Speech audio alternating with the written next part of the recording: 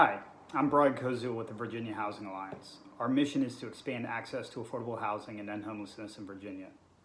I want to talk a little bit with you today about the role that the federal government has had in housing and how the current crisis, even before COVID, has been made worse by the lack of federal investment and how the private sector cannot, on its own, build and maintain homes affordable to the lowest income renter without federal support.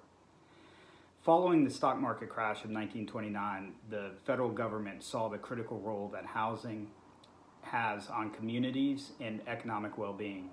And so they set up a system to stimulate the housing market, knowing full well that housing is the furnace of the economy.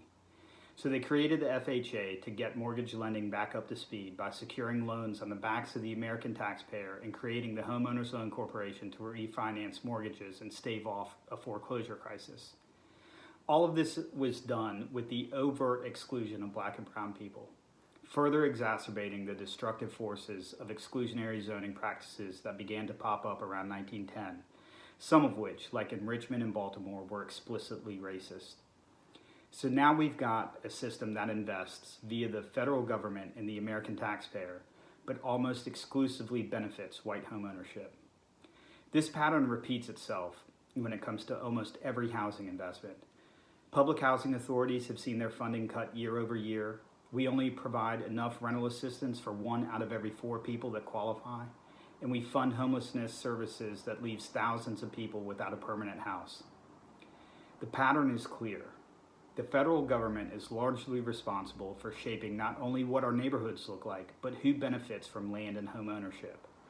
I have kids, and when one of them causes harm to the other, they have to make amends. And I think it's totally reasonable to expect the same of the federal government. Right now in Virginia, if you earn minimum wage, you have to work 112 hours to be able to afford a 1-bedroom apartment. If you're able to hold down nearly 3 full-time jobs, we don't have enough housing because right now we have a shortage of about 150,000 homes affordable to our lowest income households.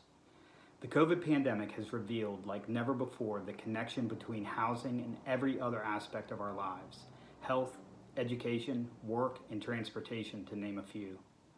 Housing has for too long been viewed as a commodity, something to be bought and sold instead of a right. But we know that if we build smart, affordable, energy-efficient homes, kids learn better, people are healthier and less stressed, and our economy grows. Housing is the most critical infrastructure, and it's beyond time that the federal government equitably and justly invests in its citizens. We have a once-in-a-lifetime opportunity to make these investments, and that time is now.